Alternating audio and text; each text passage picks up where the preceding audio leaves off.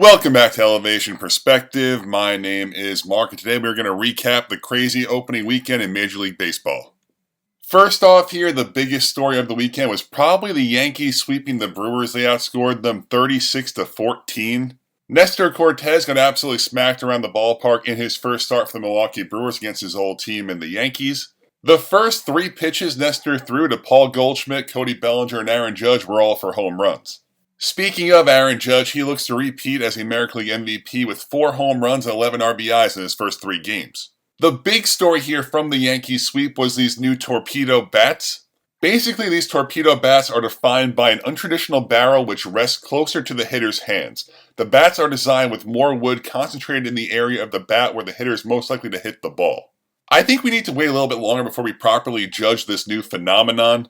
It's very possible this offensive explosion for the Yankees was mostly related to Nestor Cortes, Aaron Silvally, and the bottom of the Brewers' bullpen. We kind of have to wait and see before we really judge these bats. The defending champion Dodgers are now 5-0 after they swept the Cubs in Tokyo and swept the Tigers in LA. The Dodgers went right through Skubal, Flaherty, and Reese Olson for this 3-game sweep.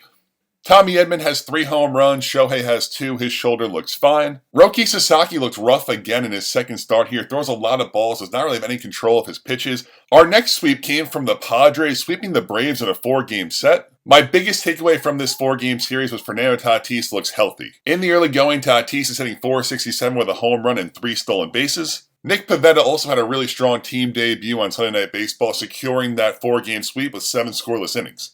The Braves now sit at 0-4. They have 3 games with the Dodgers next. There's a real chance they start off 1-6 or 0-7. And if things couldn't get any worse for the Braves, they just had Jurickson Profar get suspended for 80 games for a drug violation, as well as placing Reynaldo Lopez on the injured list. The Cardinals start off 3-0 this year with a sweep of the Twins. Arenado looks really good early on, hit a nice home run on opening day. Lars Nootbaar also hitting .400 with a home run. The main player I want to watch here on the Cardinals is Victor Scott. He's a player to watch this whole year in my opinion. Off to a very nice start, hitting .250 with a home run and 3 stolen bases. If the Cardinals just let Victor Scott play every day in center field, there's a good chance he steals 70 bases. On the Twins side, not a lot going on here. The bats were quiet. The one notable awful line was Bailey Ober going 2 2/3 with 8 earned runs. The Rangers took 3 out of 4 versus the Boston Red Sox in their opening series. It was a very close series, a differential of 2 runs over the 4 games. A really nice start to the year for Adolis Garcia hitting 2 home runs and stealing a base. Nate Eovaldi was great on opening day, going 6 innings of 2-run ball with 9 strikeouts. Jack Leiter also pitched pretty well, going 5 innings of 1-run ball with 4 Ks. But my biggest takeaway from the weekend for the Rangers was Jacob deGrom going 5 innings with 6 Ks. He sat 97, he looked healthy. It looked like a different Jacob deGrom. He kind of was more finesse, more sliders, more changeups, but just perfect control. The big takeaway here for the Red Sox and Rafael Devers, historically bad start here, 0 for 16 with 12 strikeouts. Devers has this whole DH against his will situation going on. It's definitely something to watch. I don't see it going this drastically badly this whole season, but definitely could impact his numbers. This next one here was pretty surprising. The Marlins start off 3-1, taking 3 out of 4 from the Pittsburgh Pirates. Unfortunately, I feel like there was more kind of to put down about the Pirates than put up about the Marlins. The Pirates bullpen looks like an absolute mess. They blew 3 saves. Bednar looks like he looked last year in 2024. Holderman's his setup man does not look any better. O'Neal Cruz looks pretty messy out in center field, made a crucial mishap that cost them Game 1. My big takeaway, though, from the Marlins is Sandy Alcantara looked very solid in his first start back from Tommy John surgery. Also, former top prospect Max Meyer looks pretty good, striking out 7 guys in 5 2/3 innings.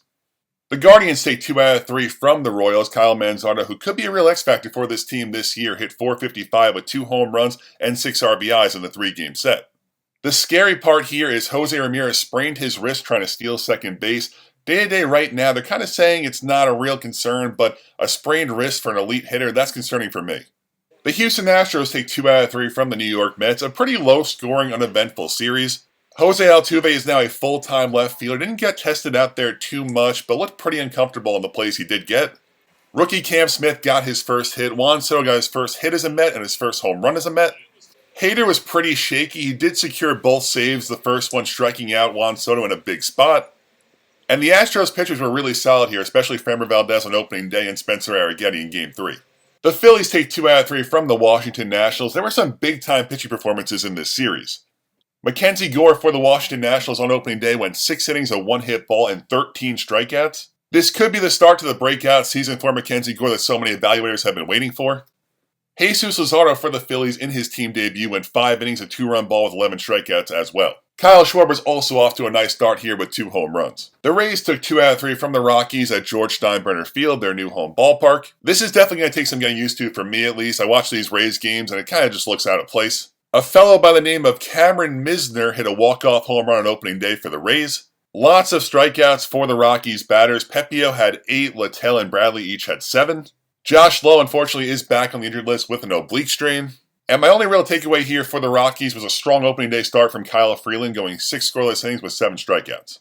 The Giants took 2 out of 3 from the Reds with Wilmer Flores and Elliot Ramos each hitting 2 home runs. Verlander at age 42 made his season debut with 5 innings, 2 runs, and 5 strikeouts. On the Reds side of things, Matt McLain looking healthy in his return from that labrum surgery last year, hitting 2 home runs in the opening series. Our last series winner goes to the Angels, taking down the White Sox in a 2 out of 3 matchup, and this one was not pretty to watch. It was a weird, tight series. The White Sox killed the Angels on opening day, then the Angels won 1-0 and 3-2 the following 2 games. Mike Trout was hit on the hand in his first plate appearance of the year. Trout did stay in the game and has played in every game since. Brand new Angels closer Kenley Jansen grabbed 2 saves in the opening series. Also, Jose Soriano looked really strong, going 7 innings of shutout ball. On the White Sox side, they got 2 really strong pitching performances from Sean Burke and Jonathan Cannon. The Athletics and Mariners split their 4-game set. Luis Severino was very strong in his A's debut. Tyler Soderstrom for the A's was phenomenal, had an amazing opening series, hitting .467 with 3 home runs. Also, Jeffrey Springs had a great team debut for the A's. He had 6 scoreless innings with 9 strikeouts. It's so hard where to put the credit here. How much credit goes to Sevy and Springs versus how bad is this Mariners lineup? It's an incredibly small sample size here, but the Mariners' key guys here, Julio's 167, J.P. Crawford 091, Arozarena 083, and Cal Raleigh 083. But the Mariners are going to pitch. Gilbert and Wu pitched really well. 2 saves for Andres Munoz as well. The Cubs and Diamondbacks also split their 4-game series. Brand new Cub Kyle Tucker looked very comfortable here. He had 2 home runs and stole a base. The biggest storyline here, maybe one of the biggest storylines in all of baseball, was Eugenio Suarez. When this guy gets hot, he is just unreal. 4 home runs in his first 4 games of the season. One of my initial takeaways or observations was Ryan Pressly looked very shaky so far. I would not be surprised at all if Porter Hodge or Nate Pearson take the closer role from Pressly sooner rather than later. And final note here, Corbin Burns looks to make his Diamondbacks debut Tuesday against the New York Yankees. The Orioles and Blue Jays also split their 4-game set. The Orioles bats look really awesome in the early going here, destroyed Jose Barrios on opening day. Great starts for Westberg with 3 home runs, also Mullins and Adley have 2 each. As so many feared, the pitching looks like the problem for this Baltimore team. Zach Eflin was very strong on opening day. After that, Sugano was okay before he left with an injury, and Kremer and Charlie Morton pitched really poorly. On the Blue Jays side, some positivity here. Bo hitting .467 in the early going. You'll have to see that for a player trying to bounce back in a contract season. 2 early home runs from defensive specialist Andres Jimenez. Bassett and Gausman pitched very well. Also, Jeff Hoffman converted his first save for the team. And unfortunately, Max Scherzer only going 3 innings in his team debut, allowing 2 earned runs. Scherzer pulled himself out of the game. He has this ongoing thumb issue going on. Scherzer has already been placed on the injured list for the Blue Jays.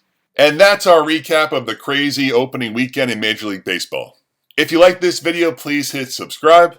Hopefully everyone had a great day, and thank you so much for watching.